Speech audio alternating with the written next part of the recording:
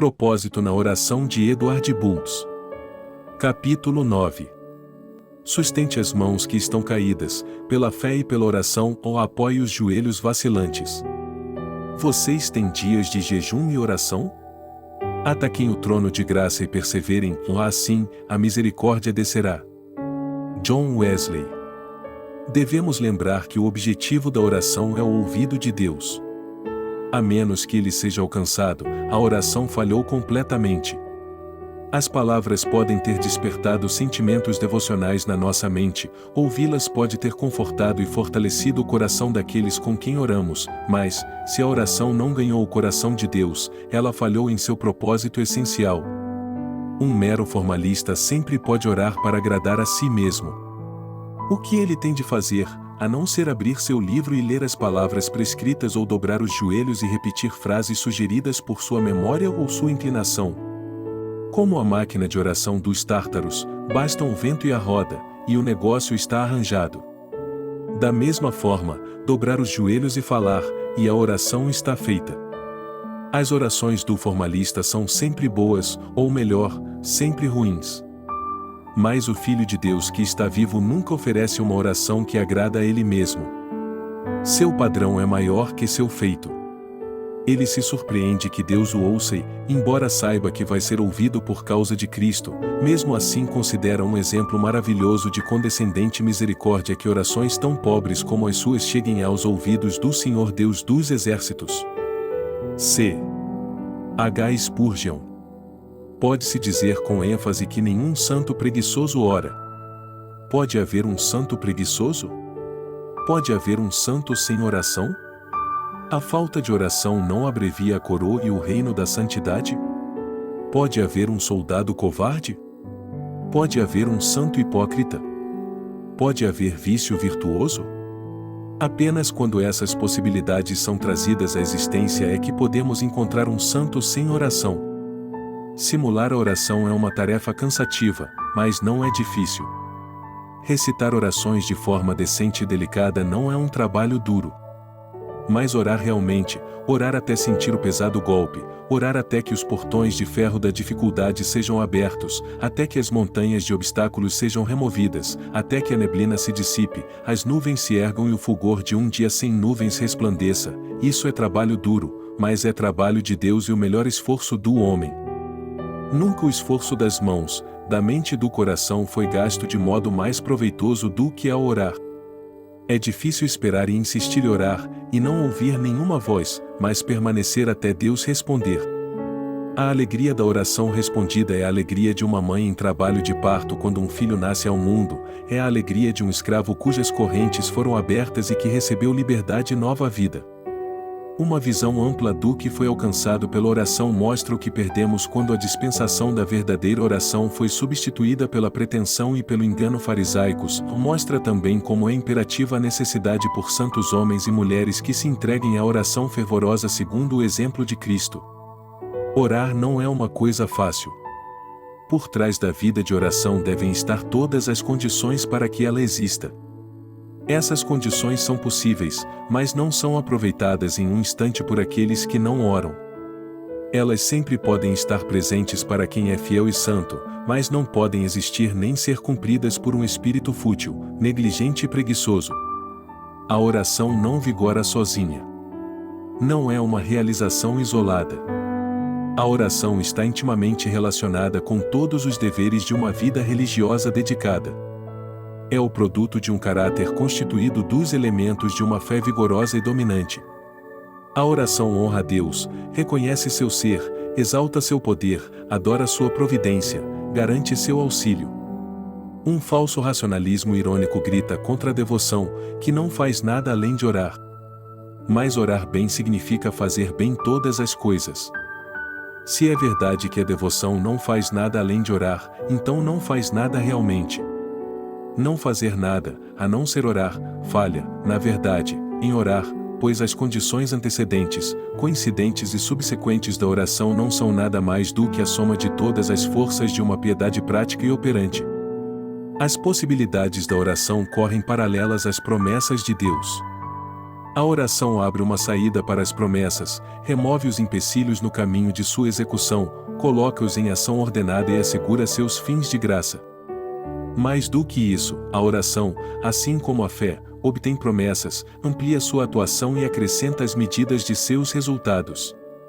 As promessas de Deus eram para Abraão e seus descendentes, no entanto, havia muitos ventres inférteis e muitos obstáculos menores que se interpunham no caminho do cumprimento dessas promessas, mas a oração removeu todos eles, abriu uma avenida para as promessas, somou na facilidade e rapidez de sua realização, e pela oração a promessa brilhou perfeita em sua execução. As possibilidades da oração estão em aliar-se aos propósitos de Deus, pois os propósitos de Deus e as orações dos homens são a combinação de forças onipotentes. Mais do que isso, as possibilidades da oração são vistas no fato de que ela muda os propósitos de Deus. É da própria natureza da oração implorar e dar instruções. A oração não é negação. É uma força positiva. Ela nunca se rebela contra a vontade de Deus, nunca entra em conflito com essa vontade, mas que ela procura mudar o propósito de Deus é evidente. Cristo disse: "Acaso não haverei de beber o cálice que o Pai me deu?" João 18:11. E, mesmo assim, ele havia orado naquela noite: "Meu Pai, se for possível, afasta de mim este cálice." Mateus 26:39. Paulo tentou mudar os propósitos de Deus em relação ao espinho na carne. Os propósitos de Deus estavam determinados para destruir Israel, e a oração de Moisés mudou os propósitos de Deus e salvou Israel. No tempo dos juízes, Israel fora infiel e estava sendo muito oprimido. Eles se arrependeram e clamaram a Deus, ao que ele respondeu: "Mas vocês me abandonaram e prestaram culto a outros deuses. Por isso não os livrarei mais." Juízes 10:13. Mas eles se humilharam, abandonaram os deuses estranhos, e Deus não pôde mais suportar o sofrimento de Israel. 10:16. E enviou libertação por meio de Jefté. Deus enviou Isaías para dizer a Ezequias: "Põe em ordem a sua casa, pois você vai morrer, não se recuperará." 2 Reis 21. Ezequias orou, e Deus enviou Isaías de volta para dizer: "Ouvi sua oração e vi suas lágrimas, e eu o curarei. Acrescentarei 15 anos à sua vida." Versos 5 e 6. Daqui a 40 dias Nínive será destruída. Jonas 3:4, foi a mensagem de Deus levada por Jonas. Mas Nínive clamou intensamente a Deus, e Deus se arrependeu e não os destruiu como tinha ameaçado. Verso 10. As possibilidades da oração são visíveis nas situações diversas que alcançam e nos fins diversos que assegura. Elias orou por uma criança morta, e ela voltou à vida. Eliseu fez a mesma coisa. Cristo orou no túmulo de Lázaro, e este saiu. Pedro ajoelhou-se e orou ao lado da cama de Dorcas, e ela abriu os olhos e se sentou, e Pedro apresentou-a viva às mulheres angustiadas. Paulo orou por Públio e o curou. A oração de Jacó transformou o ódio assassino de Esaú nos beijos do mais carinhoso abraço entre irmãos. Deus deu Jacó e Esaú a Rebeca, porque Isaque orara por ela. José era o filho das orações de Raquel. A oração de Ana deu Samuel a Israel. João Batista foi dado a Isabel, estéril e idosa como era, em resposta às orações de Zacarias. A oração de Eliseu trouxe fome e colheita a Israel, conforme ele orava, assim acontecia. A oração de Esdras levou o Espírito de Deus a trazer angustiada convicção sobre toda a cidade de Jerusalém, e os levou às lágrimas de arrependimento e de volta para Deus. A oração de Isaías fez com que a sombra do sol retrocedesse 10 graus no relógio de Acais. Em resposta à oração de Ezequias, um anjo matou 185.000 homens do exército de Senaqueribe em uma noite. A oração de Daniel abriu-lhe a visão da profecia, ajudou-o a administrar os negócios de um reino poderoso e enviou um anjo para fechar a boca dos leões. O anjo foi enviado a Cornélio, e o evangelho abriu-se ao mundo gentil porque suas orações e esmolas subiram como oferta memorial diante de Deus. Atos 10:4. Que mais direi? Não tenho tempo para falar de Gideão, Baraque, Sansão, Jefté, Davi, Samuel e os profetas. Hebreus 11:32. E de Paulo e Pedro, e João e os apóstolos e de todos os santos, reformadores, mártires que, pela oração, conquistaram reinos, praticaram a justiça, alcançaram o cumprimento de promessas, fecharam a boca de leões, apagaram o poder do fogo e escaparam do fio da espada, ou da fraqueza tiraram força, tornaram-se poderosos na batalha e puseram em fuga exércitos estrangeiros. Hebreus 11, 33 e 34. A oração inclui Deus na situação com força de comando, a respeito de coisas vindouras. Você me pergunta sobre meus filhos, ou me dá ordem sobre o trabalho de minhas mãos? Isaías 45:11, diz Deus. Nós somos incumbidos na palavra de Deus de orar sempre. Lucas 18:1, em tudo pela oração. Filipenses 4:6, perseverar na oração. Romanos 12:12, orar em todo lugar. 1 Timóteo 2:8, com toda oração. Efésios 6:18. A promessa é tão ilimitada quanto a ordenança é ampla. E tudo o que pedirem em oração, se crerem, vocês receberão. Mateus 21:22, o que vocês pedirem. João 14:13 e 14. Pedirão o que quiserem, e será concedido. João 15:7. Meu Pai dará a vocês tudo o que pedirem em meu nome. João 16:23. Se alguma coisa não está incluída em tudo ou não se encontra na frase peçam tudo, então essas coisas poderão ser deixadas de fora da oração. A língua não poderia cobrir uma extensão mais ampla, nem envolver mais plenamente todos os detalhes. Essas declarações são apenas exemplos das possibilidades plenamente abrangentes da oração conforme as promessas de Deus àqueles que cumprem as condições da oração correta. Essas passagens, entretanto, apresentam apenas um esboço geral das imensas regiões sobre as quais a oração estende seu domínio. Além desses, os efeitos da oração alcançam e asseguram o bem em regiões que não podem ser cruzadas pela linguagem nem pelo pensamento.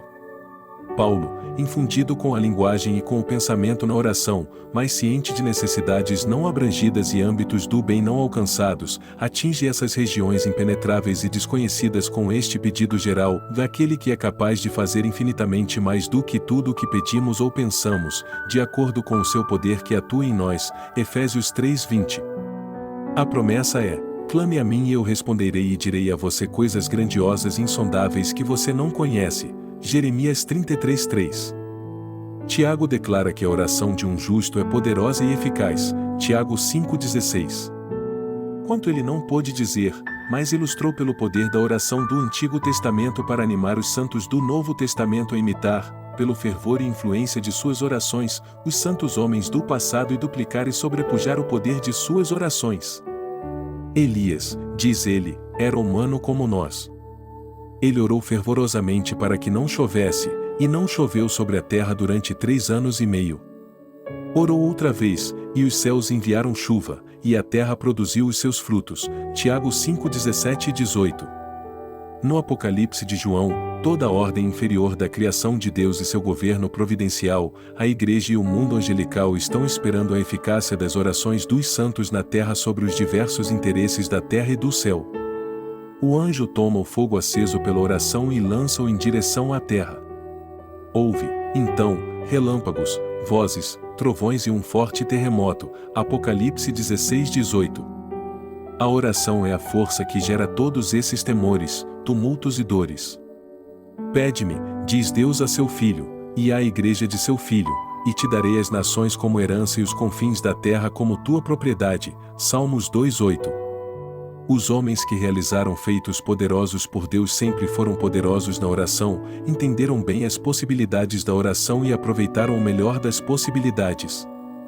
O Filho de Deus, o primeiro de todos e o mais poderoso, mostrou-nos todo o poder e alcance das possibilidades da oração. Paulo era poderoso em Deus porque sabia como usar e como fazer os outros usarem as poderosas forças espirituais da oração. O serafim, ardente, desperto, adorando é a figura da oração. Ele é irresistível em seu fervor, devotado e incansável. Há empecilhos à oração que nada, a não ser chamas puras e intensas, pode transpor. Há batalhas, gastos e resistência que nada, a não ser a chama mais poderosa e ardente, pode suportar. A oração pode ter língua lenta, mas não pode ter língua fria. Suas palavras podem ser poucas, mas elas devem estar em chamas. Seus sentimentos podem ser impetuosos, mas eles devem estar brancos de calor. É a oração eficaz e fervorosa que influencia Deus. A casa de Deus é a casa de oração, ou a obra de Deus é a obra de oração. É o zelo pela casa de Deus e o zelo pela obra de Deus que tornam gloriosa a casa de Deus e fazem sua obra subsistir. Quando os quartos de oração dos santos estão fechados ou entra-se neles casualmente ou friamente, então os governantes da igreja são seculares, carnais, materialistas, o caráter espiritual despenca a um nível baixo, e o ministério passa a ser reprimido e enfraquecido. Quando a oração cai, o mundo prevalece. Quando a oração falha, a igreja perde suas características divinas, seu poder divino, a igreja é tragada por um eclesiasticismo orgulhoso, e o mundo zomba da manifestação de sua impotência.